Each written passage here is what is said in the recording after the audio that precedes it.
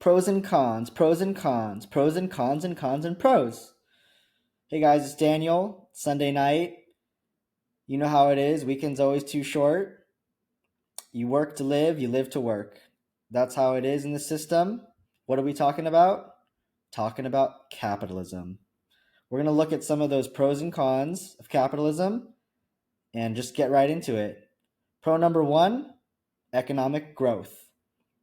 So, by rewarding productive activity and enterprise, capitalism generated unprecedented economic growth and raised living standards. People had a strong incentive to work hard, start businesses, and invest, since they could personally profit from their efforts, or because they wouldn't have a place to live or food to eat if they didn't, if you're working class.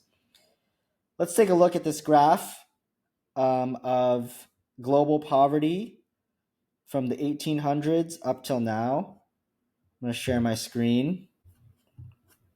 We see that the extreme poverty rate from 1800 to today has dropped from 85% down to 9%. That is remarkable. And this actually was not what Marx predicted. He predicted that poverty would actually get worse. He was wrong about that, but he was right about some other things, which we'll get into later. What we see here is that capitalism turned the economy into an engine that eventually lifted billions out of poverty. What powered this engine, though? Human competition and exploitation of the working class, especially exploitation of the global south, formerly known as the third world. The argument for capitalism was, yes, we'll exploit them, but eventually some of that wealth and technology will trickle down to the poor. Given where we are with the technology we have, especially with AI and robots on the way, is it possible that there's a better strategy to pivot to? Good game players know that as the state of the game changes, they need to change strategies too. And we're using the same system that we have for hundreds of years. Yes, it's gotten us this far, but that doesn't mean it's the best one going into the next era. It's true that we did try a lot of forms of socialism and communism. I'm not going to get into that today because this video is on capitalism. So, pro number one is we have lifted the majority of the population out of abject poverty, which is amazing, and extended lifespans, lowered infant mortality rate, etc.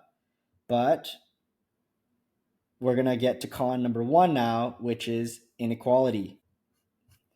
A major strike against capitalism is that it produces extreme income and wealth inequality, which more people are becoming aware of now.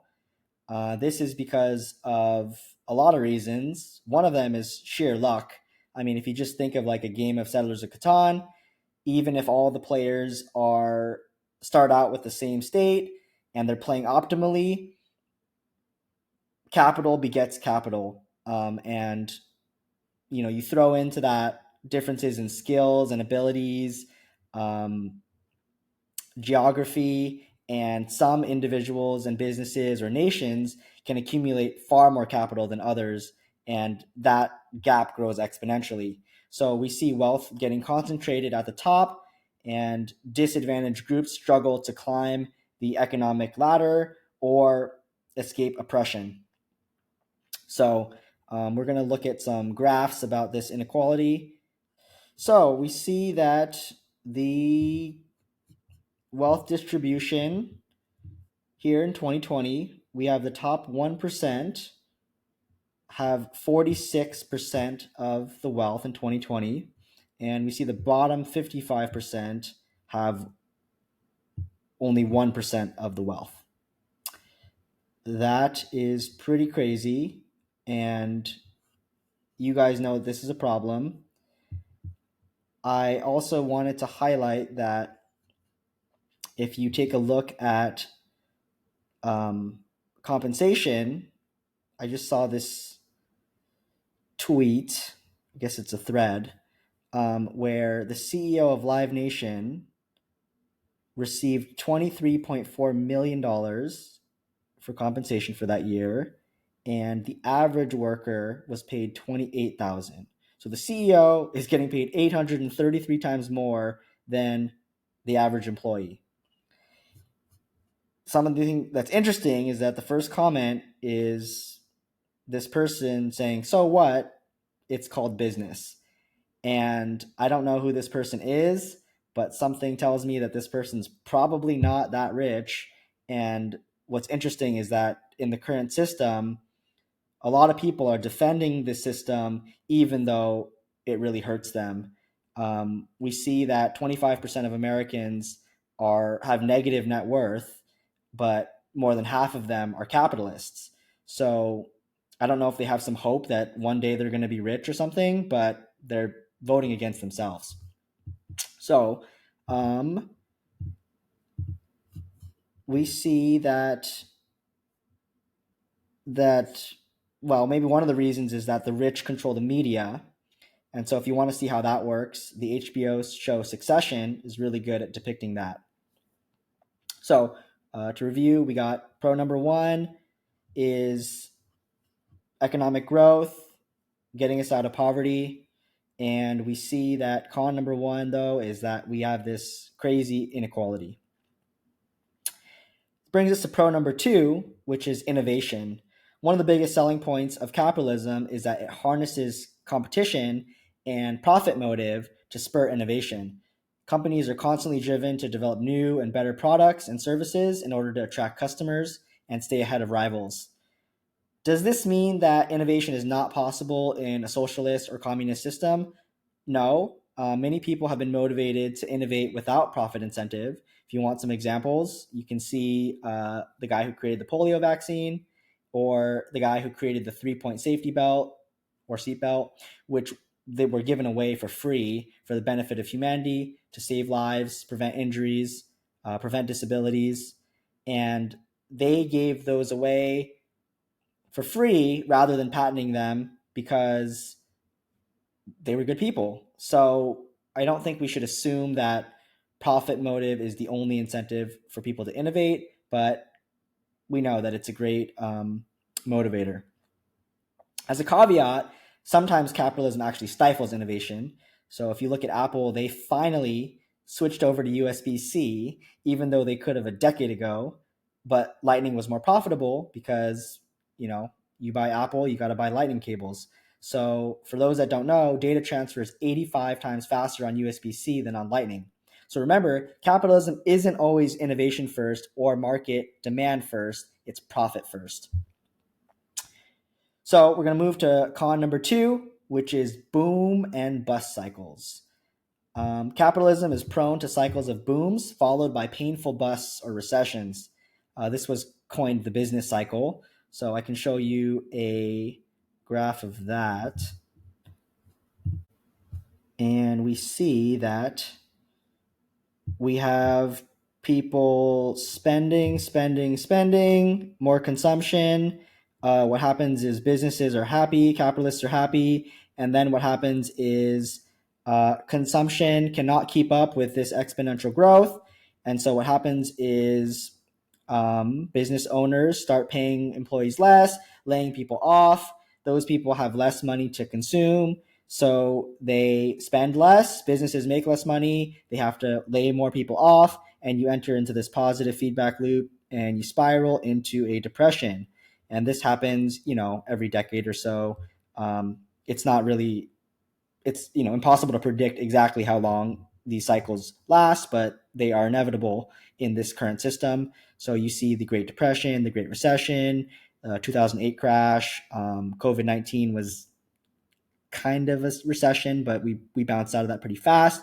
One of the most tragic things about this business cycle, though, is that in America, when these depressions happen, a lot of Americans do die. The people who are in poverty, they are living paycheck to paycheck, but they can't pay their medical bills. They can't kind of buy the healthy foods anymore. Stress is a big killer. So I think they actually mentioned that in the Big Short movie. Brad Pitt has a quote about that when his his Jonah Hill and this other guy are like celebrating that they're making tons of money. Brad Pitt chastises them because, by them betting against the economy, if they're right, thousands of Americans are going to die. Now, that's true, and it's pretty terrible. But what I wanted to highlight is that every time you see this depression, those effects are magnified in the global south or the third world, because those people are even more subsistence living, or rather, they're more dependent on our economy, and they're already living like day to day. When we hit this depression, thousands of those people die, because there's no money for them, there's no food for them, and they get hit the hardest. So, as you guys know, poor always get hit the hardest, and that'll happen again in the next recession. The other interesting thing about this cycle is that you'll see that during every crisis, the wealth will transfer more from the poor to the super rich. And so you see during the pandemic that happened where here we're looking at billionaires' wealth. So you see the percentage of the total GDP is growing significantly just in 1 year. So here you see it's like 23 in Russia, jumped to 36. United States is probably what most of you guys care about. Billionaires had about 13% of total GDP, and now they are having about 19. So very significant jumps in wealth transfer from the poor to the rich. Yes, so we're going to move to pro number 3, which is more choices and varieties for goods and services. So capitalism offers consumers a wide array of choices to meet their needs and preferences. Rather than the government or collectives deciding what gets produced, the free market responds to customer demands. So if people want something and they're willing to pay for it, businesses will aim to supply it. The result is a diversity of goods and services. So just look at the streaming wars. You got 10 shows coming out every week on 5 different platforms. They all do the same thing, and you'll never be able to consume it all, but you get virtually unlimited choice. So if you can think of it, it probably exists, and same would apply to any type of product. Food, porn, you can pretty much find anything. Someone in my office was just telling me that they tried pizza flavored ice cream. Yeah, sounds gross, but someone out there is buying that. So capitalism has given us pizza flavored ice cream. Is it really worth it? I don't know. I'll let you guys think about that. Con number 3, everything is commodified. So you guys feel that. Everything's transactional now. Everything's a marketplace. Nothing is sacred anymore. Nothing is off limits to sell, including you. So take a look at this latest Bumble campaign.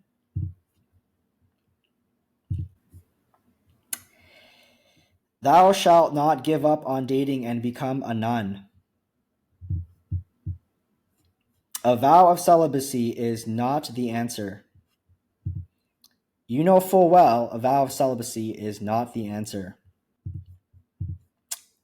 So, Bumble is basically selling women in this case because if you didn't know, I think like 95% of revenue for dating apps comes from men. And they're not going to pay unless there's attractive women on these apps. And so, you guys are disillusioned from dating apps, I'm sure. And I'm not going to go into why, but you guys kind of get it. It's very transactional. It's not working for people. I'm not going to go into it, but the point is that women are leaving dating apps, and Bumble is desperate to get them back on because their stock is tanking and it's just not good for their business. So even though Bumble started out really wanting to honor women, protect women, be women first, they're having to backtrack on that because it's just bad for their business.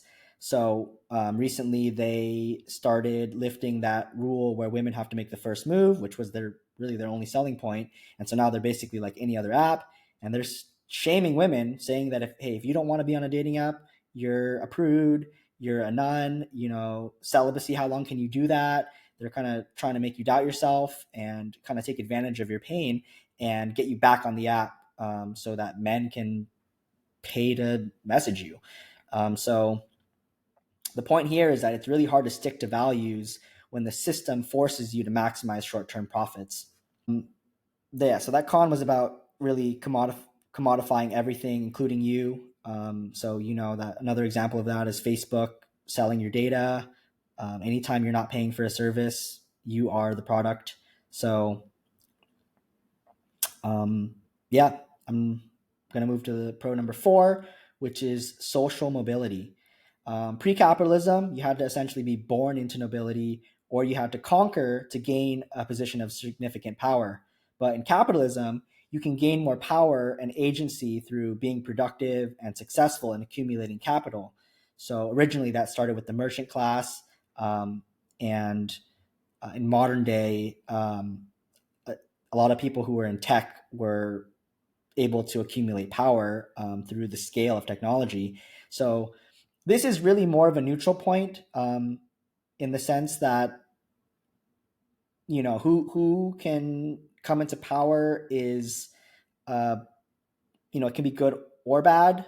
In some sense, it can be a con because the people who tend to rise to the top in capitalist societies are people who are usually greedy, and so they're also willing to kind of exploit people, take advantage of people, cut corners, do immoral things. Rockefellers, Carnegie. Uh, I maybe won't name modern examples, but you get it. They're willing to do evil things to gain power. So in the past, they didn't have that option, but now they have that option. So um, if you look at what happened after the dissolution of the USSR, it's really despicable what neoliberalist capitalists did. They gave the means of production and the property to rich capitalists, and this is what has led us to the current oligarchy and Putin being dictator of Russia. So that ultimately has led to the war in Ukraine. I really encourage you guys to study the dissolution of the USSR and the shock therapy that the IMF deployed there. So it's terrible. That brings us to con number 4, which is waste and pollution. So, for example, a factory may pollute a river as a byproduct of its operations. We see that one product of capitalism has been fast fashion. So, in a capitalist system, profit incentive is what drives capitalism, and so you have to sustain exponential growth, right? Why would people invest capital unless they were going to get a return? So what happens is that um, we capitalists don't want things that are meant to last. Why? Because let's say you bought one shirt or one washing machine or one iPhone and it lasted your whole life. Well, then how are they going to make money off you later? So what happens is we're sold ads that get us to increase consumption, and what happens is that we tend to dump the waste from that to poorer places in the world or in our communities, poverty-stricken areas, or the global south. And so if you look at the chemical products and nuclear waste, that obviously rich people don't want that in their community, so we dump that to poor people, and that doesn't get factored into financial calculations. So the GDP doesn't measure, how much are we polluting the environment, how many people are dying of all these diseases, cancer, genetic defects, deformities, all of that, miscarriages, all of that's going up because of the pollution, but GDP doesn't care about that. We won't modify our formulas to account for that. We only care about growth. So this is a negative negative aspect of capitalism. Another negative is waste. So I was at Costco and I saw them dumping loads of perfectly good food into the compost because in the capitalist mindset, it doesn't make sense to sell something at a loss if it reduces your net profit. Um, like we said, we want to maximize profits, so we have to do what's in the best interest for the company and the shareholders. And if that means that we throw away food or we destroy perfectly good products like previous years models of cars or iPhones, we gotta destroy those rather than flooding the market with these products because then demand will go down. So as you guys know, well, hopefully you know that we could currently feed the world like 5 times over. I don't know the exact number, but you can look it up. We can, house everyone. We could theoretically give everyone, cars, smartphones, internet, all these things, but we choose not to because companies will not be able to make all those profits if we do. So that brings us to pro number 5, which is convenience. So capitalism gives us cheap goods also at convenience. We have Amazon delivery, we have Instacart, we have DoorDash, we have Uber. There's a dark side of this though, which is that some gig worker is making minimum wage with no benefits to deliver your stuff. I just saw this thing on Threads.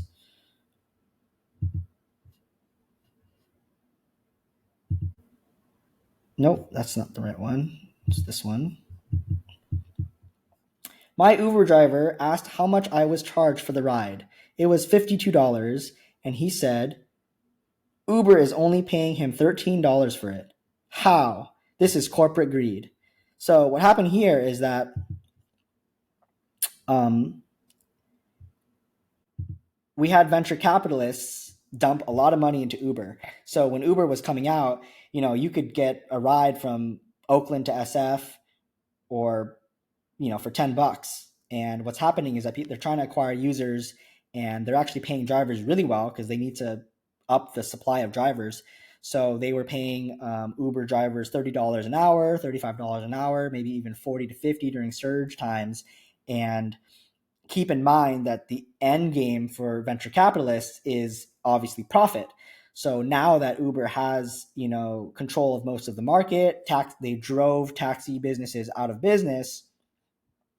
Now it's time to make the profit. So you see that they're going to squeeze drivers down to the minimum wage possible, and they're going to charge customers as much as possible to make as much profit as possible. So you get the convenience. We have these like nice innovative services, but the downside is that someone's got to do that work, and you get the convenience, but somebody has to pay that price. It's not convenient for them. The other thing is, like, is it great that all of us can get our food delivered straight to our door? It's pre-made. Like, we lose some of those responsibilities that are probably good for us, like cooking and cleaning and going out into the community to like a local restaurant, local business, and having relationships with them. You can decide whether it's like a pro or a con, but I would say it's probably a bit of both. Going to con number 5, we have less meaning in your work. So one feature of capitalism is specialization of labor. So business owners are incentivized to get their workers to specialize because that'll increase output and productivity. Henry Ford's assembly line is like the classic example that you'll learn, at least we learn in America from grade school. So back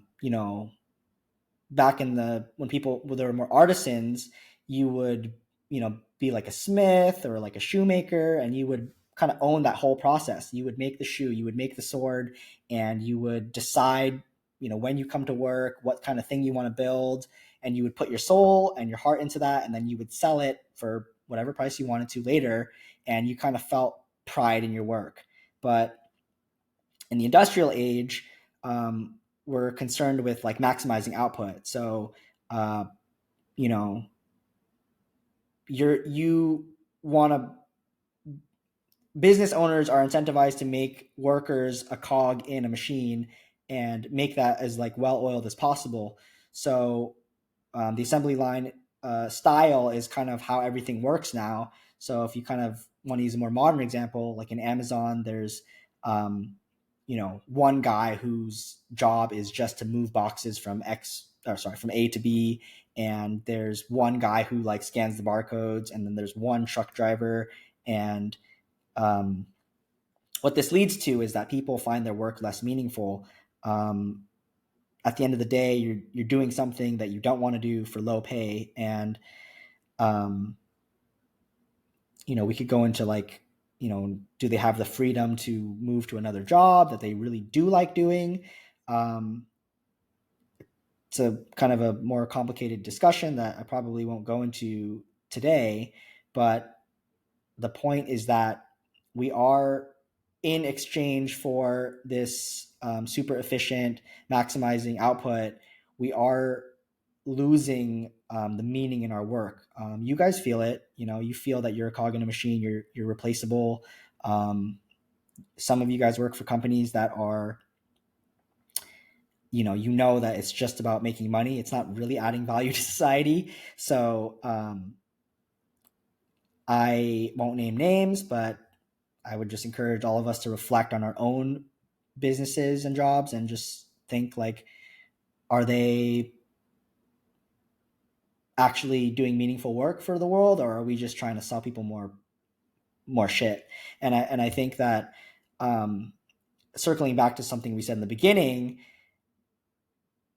producing goods and services was really good for society, especially when we didn't have that much. But now that we have an overabundance, at least in the first world, we have to start thinking, could we trade some of this productivity for either less working hours or potentially focusing on more meaningful projects rather than, hey, let's get people to buy more stuff. One of the tragedies of modern capitalism is that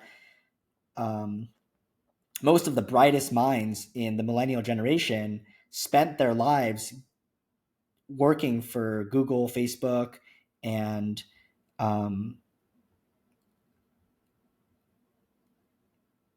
their main job was to get people to click on ads. A lot of these data scientists, a lot of behavioral scientists were really spending their lives trying to get people to click and on more ads, watch more videos, stay on the platforms for longer, because that was how they got rich. And, I'm not trying to blame people for choosing to do that with their life. I think a lot of the mentality was probably like, hey, make money, buy property, retire early. And like, we can't fault individuals for doing that, but we have to acknowledge that the system is designed to maximize profits and get people to consume more.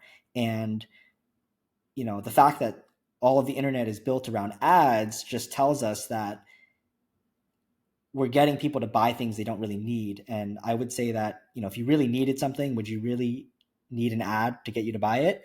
That's something to think about. So that was a con in less meaningful work. Longer working hours is part of that too. So progressive socialists fought for 40-hour work week. I don't remember exactly when, but it was probably around like 1918-ish. And we still have the 40-hour work week. So even though our productivity and output and technology is 10 times better than it was in the 1920s, people are working still the same amount of hours. So I think that the alternative to that would be, we decide that we're not going to raise our quality of life. that much anymore. We're not going to increase technology as much, but we're going to work less and we're going to focus on community and family and leisure time more. I have another con here to end it, which is that capitalism teaches us that human nature is to be selfish and greedy. So when I was learning econ in high school, the presupposition was that humans are rational agents and will always do what makes them the most profit, and that's how they make their decisions. Um, that's partially true. I think human nature is competitive, and I think that that will always be true. People are naturally selfish and greedy. I don't deny that. But I think the con here is that it becomes self-fulfilling. So even though people are selfish and greedy, that's a spectrum. And you guys know that there's like some people who are super greedy, super cutthroat, super manipulative, but then there's also other people who are like quite giving and kind. And some of you guys even believe that most of humanity is like altruistic and good, and I think there's a strong argument to be made for that.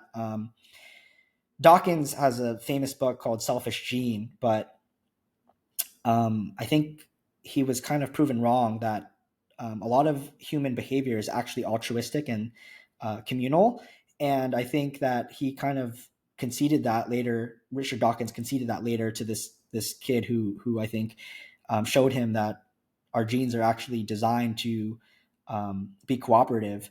So I think that the capitalist system tries to tell us, one, that people are always doing what's best for them. And I think adults know that that's not true. We do things that hurt us all the time. We make irrational decisions. We don't make the best decisions for us, either due to limited information or due to just limitations of our behavior. And I think that kind of constantly living in this system that's telling us to be competitive, to like outcompete our peers, that competition is how the world gets better, and is somewhat self-fulfilling. And we have to kind of ask ourselves if teaching our kids that the world is highly competitive and like that you have to like fight for yourself, and that like nobody's gonna help you if you're on your own, so you have to like fight for yourself. I think that that's somewhat self-fulfilling. We also teach in a capitalist system, we teach that everything is private property, and so we become very possessive. And what I mean by that is like we teach kids like, oh, this is like our ball. Oh, sorry, we teach kids like this is our stuff, and so the kid learns, okay, this is my ball, this is like my toy. And we teach our kids, oh, this is your toy, this is your brother's toy, this is your sister's toy. And it becomes like this very possessive mentality that everything has to be privately owned, and unless we make everything private, then like people aren't going to take care of it and they're not going to like improve it. And I think that's true to a large extent, but we have to question whether that's always true and it's like the best for all circumstances in all domains. So all of us have greed in us. It exists, but does that mean we should build a system that rewards greed, that rewards exploitation? Is it possible that we can do better? So, in conclusion, capitalism has been a powerful force for innovation, growth, expanding consumer choice, but it also has downsides in terms of inequality, instability, market failures, dehumanization, and environmental degradation. So, yeah, I'm not going to say that it's like a bad system. I think that it's produced tremendous wealth and progress, but I want to kind of get us to start asking if we're past the point of diminishing returns. So maybe it was the best system, but we have to ask, is it still the best system? And are there ways that we can tweak it? Is it possible that we should trade it for a different system? For instance, maybe communism was untenable back in the 60s, but like maybe there are aspects that are actually possible now. If you study history of communism, you'll actually see that there were a lot of places that it was working well, but capitalists thwarted those efforts. Yeah. Anyway, capitalism is a complex system. It's got a lot of pros, a lot of cons. We barely scratched the surface, but I hope that this was a good intro to the pros and cons of capitalism. Forgive me for any misinformation, but just starting here. So I'm only one guy, don't have the time to make all these videos. I just started getting into researching socialism and capitalism, so I'm brand new, and I wanted to do a conversation with somebody who knows better than me. So if you want to know more about capitalism versus or the pros and cons of capitalism, you can click to in the description. There's a part 2 where I discuss pros and cons of capitalism with someone who knows much better than me. His name is Jonathan Anstedt. Here's a preview of that episode, and please check it out. With the abundance we have because of capitalism, so we say, okay, the pro of capitalism, there's so much abundance, and we can say, well, what do you want to go back to? Sometimes when we say, if you say, well, I want something different than capitalism, someone could say, well, look at all the other forms of economy in the past. This is better than all of them. But that's not the question. The question is, given what we have now, are there ways we could go that are even better? Even if capitalism has raised, like, lowered abject suffer, decreased the amount of abject suffering in the world, given where we are now and given the current distribution of wealth, are there ways to do even better?